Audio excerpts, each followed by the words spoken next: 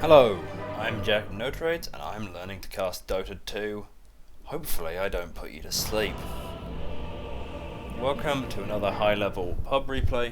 This one is about 8k average MMR if memory serves, and the important players, there's Sccc, there's Kaka, there is, I think that's Setsu, and another person I don't know because I'm not the best at this yet. Either way, on the dire side, we have an anti-mage undying safe lane, a Dragon Knight mid, and a tiny Spirit Breaker off lane. Going up against them, the Radiant have a Timber Nature's Prophet off lane, a Queen of Pain mid, and a Morphling Venge safe lane. Looks like the Dire are most likely to run sort of a 4-in-1 setup where you have 4 people making space for the anti-mage who just wants to get farmed, whereas the Radiant are probably going to be playing a little more active. They have the Quap and the Nature's Prophet, so they have a lot of mobility. Morphling comes online with only really, depending on the build, you know, he can take one item to come online or take a little longer, but generally they can probably fight as 5 quite easily. But the Timbersaw can really just dominate space as well. So they'll probably be a little more rotatey, a little more freeform in how they play. Nice of the anti-mage to steal the rune from the offlane while they bully his support, and looks like Venge might just go down. Does manage to find the rune, but may die for a direct camera. Is not doing me justice right now, so let's have a look. There is an Orb of Venom on Spirit Breaker, one more right click might just do it. Charge will be up in a few seconds, but no, gets the salve, and they walk away. Will the salve be broken? No, just nice to force out the regen. But in return, I imagine they had to use a bit of mana. Yes, there's still definitely a win for the Dire side, but they do get away with just a little bit of mana, and they Radiant manages to go even on the bounty runes. In mid, should be a relatively uneventful mid. No real kill threat anywhere on the map, or no real kill threat between these two. DK definitely cannot kill a Quap once she has Blink, and Quap's burst probably won't be enough. Oh, and up top, once again, I missed the first blood as the Prophet and the Timbersaw managed to dive and kill the Undying. Definitely putting this anti-mage into a bit of dire straits. Meanwhile, in mid, the Dragon Knight is getting very low, but will salve up and looks to be fine. Meanwhile, down bottom, a lot of harass being exchanged, regen being ferried out. Nobody is quite safe in this lane. Both are reasonably strong at killing. A lot of damage on the Morphling, and the magic missile on the Venge, when she does skill it, will certainly be a major threat. Meanwhile, anti-mage just trying to contest some pulls, maximize his farm, but it will be very difficult. This Nature's Prophet has a Blightstone, and it's very hard, very hard this early on in the game. Undying, of course, very strong lane dominator, but is a strength hero, so suffers against the Timbersaw. Warriors of the wood. Very chaotic lane up here, which definitely favours the offlane. A lot of harass going the way of the anti-mage. It's a very difficult lane. Is still getting reasonable CS. Meanwhile, a charge on the mid lane might... No blink skilled on the Quap. This might be enough, but no. They don't want to dive under tower. It's just a little too scary. I'm a little surprised there's no blink on the Quap. She'll probably skill it relatively soon. Holding the point for the moment. Yes, she does pick it up. It's certainly understandable. The Dragon Knight doesn't really threaten at all this Quap, even without the blink. Just does not have the damage to really kill anyone. Very passive mid. Up top though, they do manage to finally turn the lane around and get a kill on the Nature's Prophet.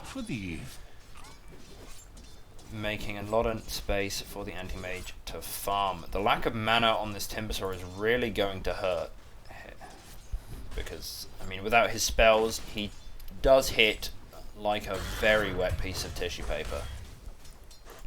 Down bottom, I am missing every kill this game. Real T-Tours from me.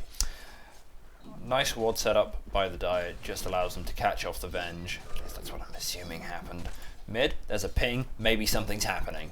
No, doesn't look like it. DK is just a very boring hero to watch lane. He hits creeps and exists.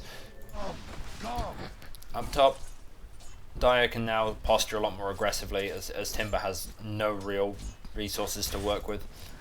Has only 1 point in the reactive armor, isn't insanely tanky. I don't think we can be friends. And with the Undying sapping his strength, it's sort of a two-way street on the strength sapping on this lane. Nobody really has a great time. Huge damage both ways. The CS, on the CS front, let's focus on something besides my inability to catch kills. So on the CS front, it looks like the Morphling and the Co-op are doing very well for themselves, both leading the CS with 26 each. However, Anti-Mage, the other three cores are of the three cores of the Dire are all doing reasonably okay as well. The only one who's really suffering is the Nature's Prophet, who has quite a hard lane playing into that Undying Anti-Mage combo. A lot of salves being exhausted on this Morphling, so if we looked at the net worth, even though he's top in CS, he isn't top in net worth because of how much regen he's had to ferry. Does have the stick though, very valuable item on the Morphling. Rune time, Venge gets tossed, gets the deny on the bounty rune. Very nice little play there. But almost certainly dies with the charge, but very quick rotation. The Co-op comes in, deny from the Spirit Breaker. Lovely, lovely work there. Very little really happens. Tombstone has been dropped up top. Nature's Prophet will almost certainly be going down. Can they turn and go onto the Timbersaw? He's got no Timber Chain. Anti-Mage does have Blink. Remains to be seen whether he feels like it's worth his time. With the Spirit Breaker coming in, he might just decide to blink over, or are the creeps too tasty?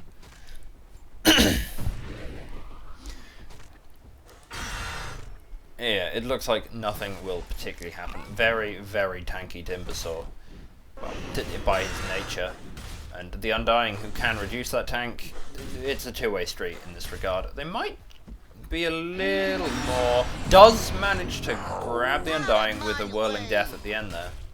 I'd be worried if I was a strength hero on this Dire side. It's never fun playing into a Timbersaw. Nice scream of pain with a rotation from Revenge. Looks like the magic missile was used. With a scream of...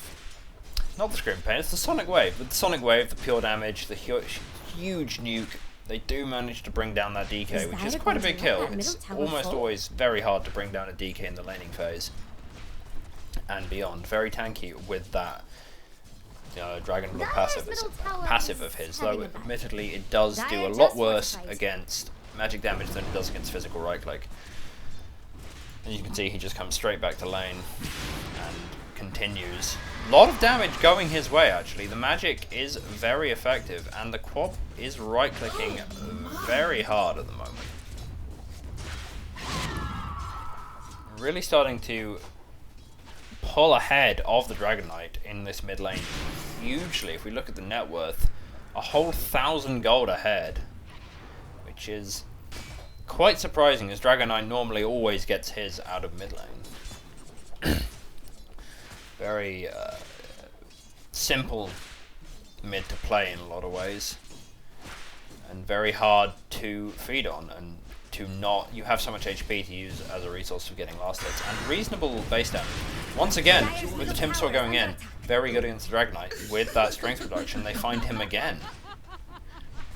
I was certainly skeptical of a position for Timbersaw. I assumed it was positioned for Nature's Prophet at first, but no, it's a roaming Timbersaw. But against this lineup, where they have 4 strength heroes, in fact, it's working out extremely well for these early ganks, especially with the burst damage of the Co-op and the reasonable burst damage of the Venge on the magic missile. The playground, that Battle Pass playground thing is right in the way of looking at the net worth, which isn't great, but we can just about see.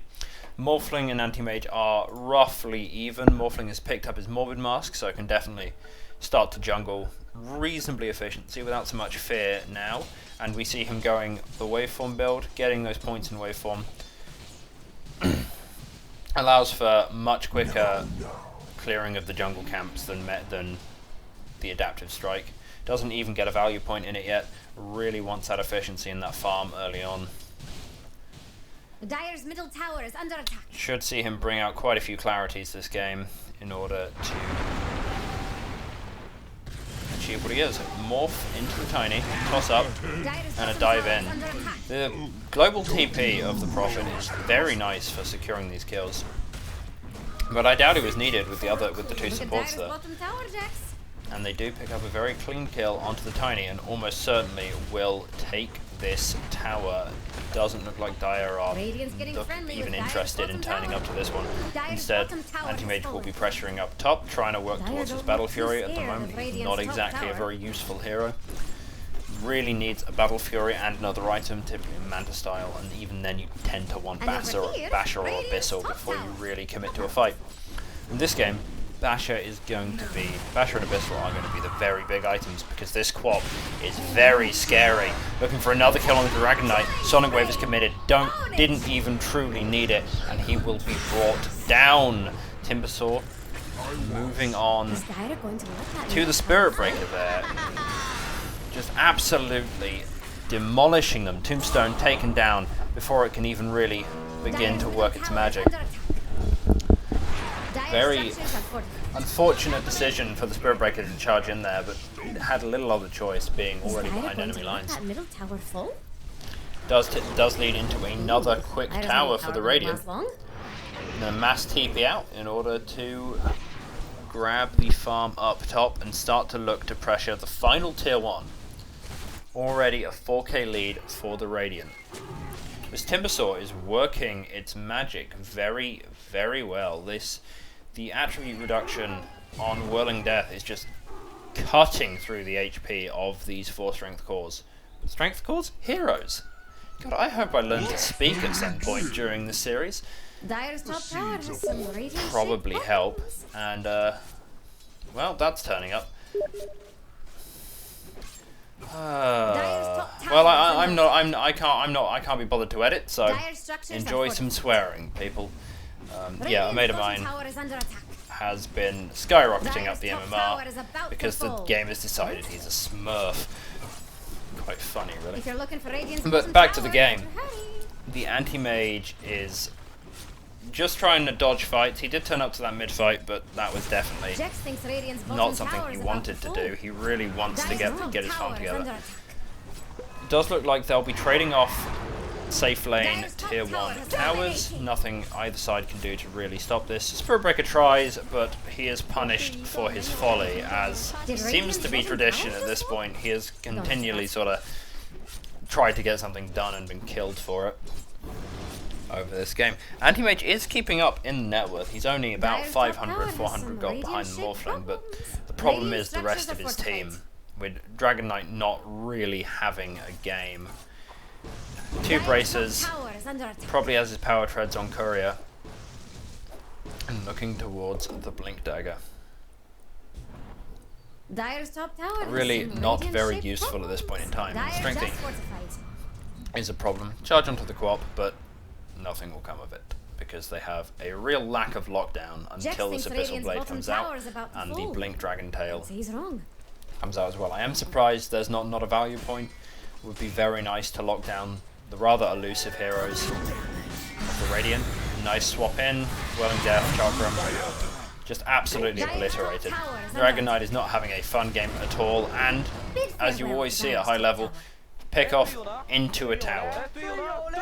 I think we've yet to see a proper fight or a proper rotation come out from this Radiant side that hasn't led into some sort of objective past the about 8-minute mark. Nothing good happening. Which is when you know they're really starting to play some nice Dota, is when your team is structured around winning the game. Too often in low ranks, my home, where I was born and raised and spend all my time, do I see teams just winning fights or taking fights that don't actually have any real knock-on effect in the game. And as we see, Smoke Gank coming out, they understand the anti-mage is the main threat, and they want to kill him. Orchid already out on the Quap. This cheaper Orchid is really quite scary. I doubt people are quite used to it yet, and it comes out so fast that Anti-Mage doesn't even have his Battle Fury, let alone his Manto, which means if he gets silenced, he is certainly dead. Nice swap to keep Spirit Breaker from TPing out. And yet another pick-off for this Radiant side, who are snowballing ahead to a victory. 8k lead now.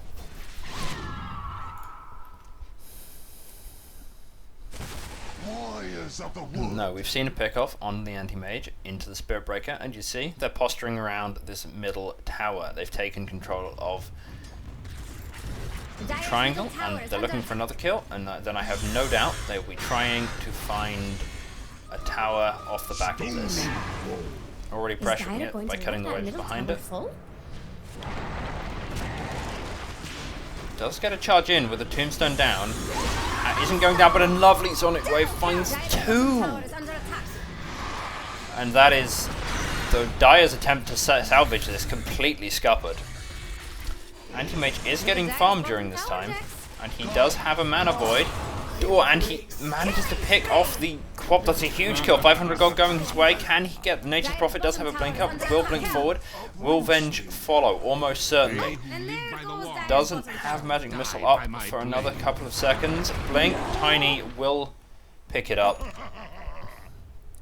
But nice turn in the end for the Dire. And most of the gold went on the Anti-Mage, the one person who really needs it.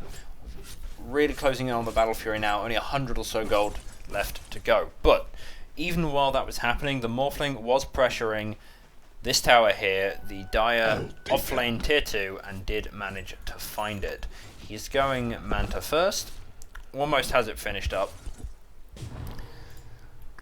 And I don't know enough about Morphling to know if that's a particularly strong power spike for him, but either way it'll make him a lot harder to kill. Is Dire going to and will allow him to increase his farming speed with the illusions. Credit to the Anti-Mage, he is still managing to stay on top with his farm, even in a very, very one-sided game. The seeds Looks like with the support smoked up behind him, they will be looking for a gank, but Morphling, it's just so hard to kill unless you can really combo him down. That strength gain on level 4, on that level 4 attribute shift, is just obscene.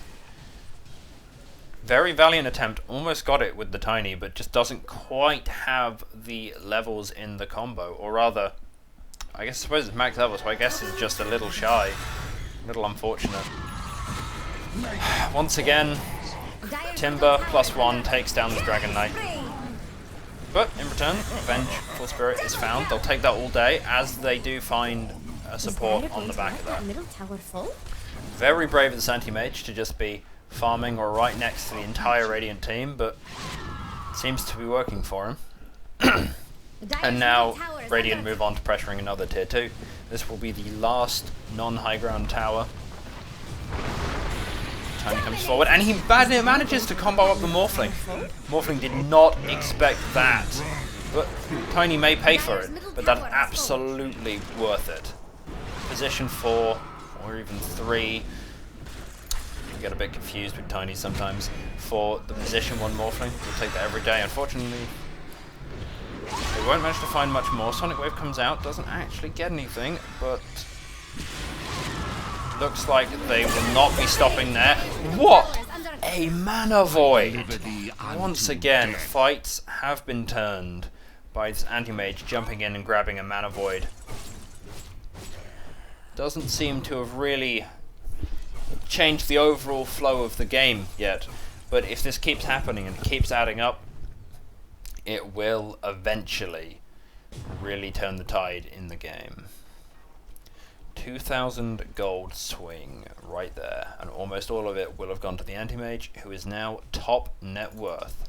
Almost has his Manta finished up, which puts him almost an entire item ahead of the Morphling, though there are other little bits involved.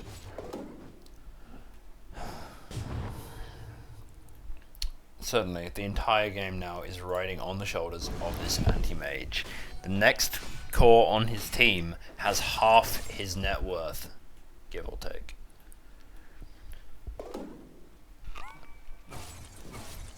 Dragon Knight still trying to get that Blink Dagger, has been for many minutes now. Not having a very easy game at all.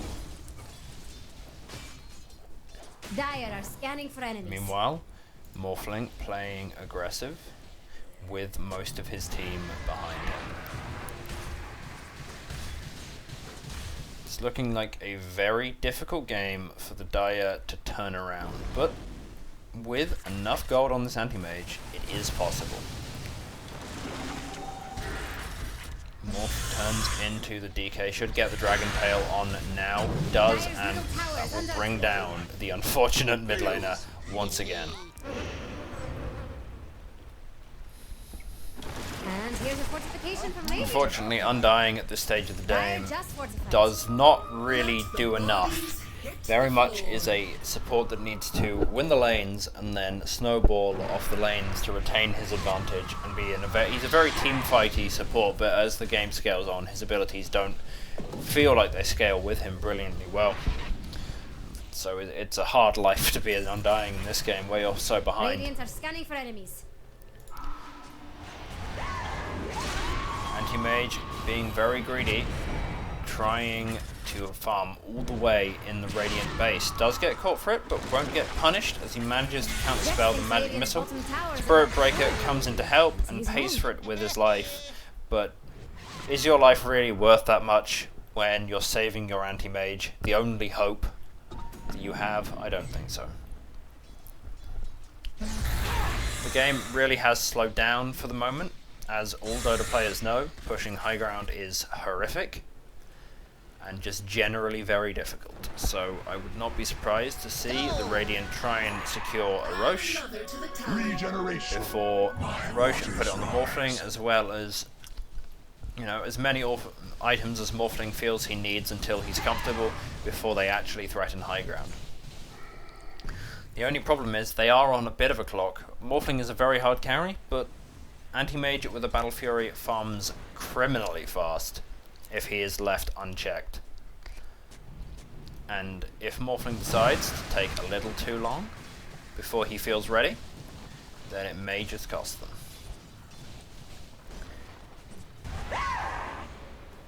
I would not be surprised if they waited until they acquired the butterfly and then moved on. Morphling and Tiny skirmishing a bit on the top lane. Spirit Breaker charging in. Most of the teams have rotated up now. Nature's Prophet is teleporting in. Morph does get the strength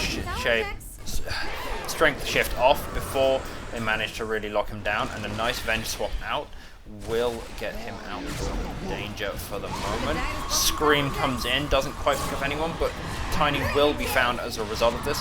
Gotta be very careful of that Mana Void. It is on cooldown, but do they know? Nature's Prophet was found in the backlines, and Spirit Breaker once again dies for the cause of getting his anti-mage out of dodge. Not as successful as the previous fights for the Dire, the gold advantage perhaps starting to become a little too much. They didn't get the initiation they really wanted. And we see off the back of that fight, Radiant head into the pit. This is what they were really looking for.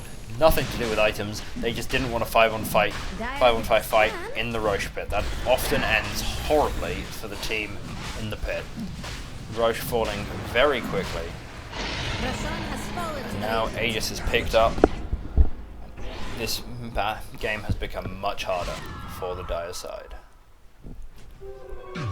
All of their hopes are on this anti-mage, who has found the Nature's Prophet and does a lot of damage, might just manage to finish him up. Unstoppable. Will do with the Dragon Knight, who has finally managed to get his Blink Dagger. What a guy. That's great. I feel great for him. He's finally gotten his item. Meanwhile, Spirit Breaker, ooh, nice Soul Rip, does manage to save the Spirit Breaker, who I thought was just going to die once again. Anti-Mage finally committing in. Doesn't quite have the health to survive in the middle of it. Manages to blink out. Spirit Breaker managing to die for the cause once again. Does manage to make the space for his Anti-Mage to get out, however, which is always what he wants. Has managed to get reasonably farmed as well for what's happened in the game. Has a Spirit Vessel finished up and is starting to work on plate now. Undying, I think, will be atomized. Little he can do there, but both supports going down is not a huge deal, as the waves are reasonably pushed out, and there will be time for them to respawn. The most important thing is that the Anti-Mage stays alive for Protect 1.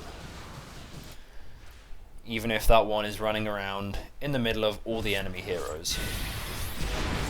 Manta is complete, which means the Orchid is now a lot less effective at actually killing this Anti-Mage. But surprise, they have 2 Orchids. What good is Manta when there's more than one Silence? Good thinking. But again and again, we see the Space Cow charge in, trying to just be a friend to his carry. Who I really hope Anti-Mage appreciates Spirit Breaker, who has died over and over just to keep him safe. Whether it was necessary or not, I can't quite tell. But we finally see the Radiant starting to push into high ground. Glyph comes out, but the aggressive Glyph comes out to counter it. Sorry, just a bit tired. And Morphling makes very short work of the towers, and still has the Aegis complete. Aegis complete, still has the Aegis ready. Undying, unfortunately torn to shreds. With the butterfly complete on the Morphling, those are the words I meant. He is capable of just laying into this tower.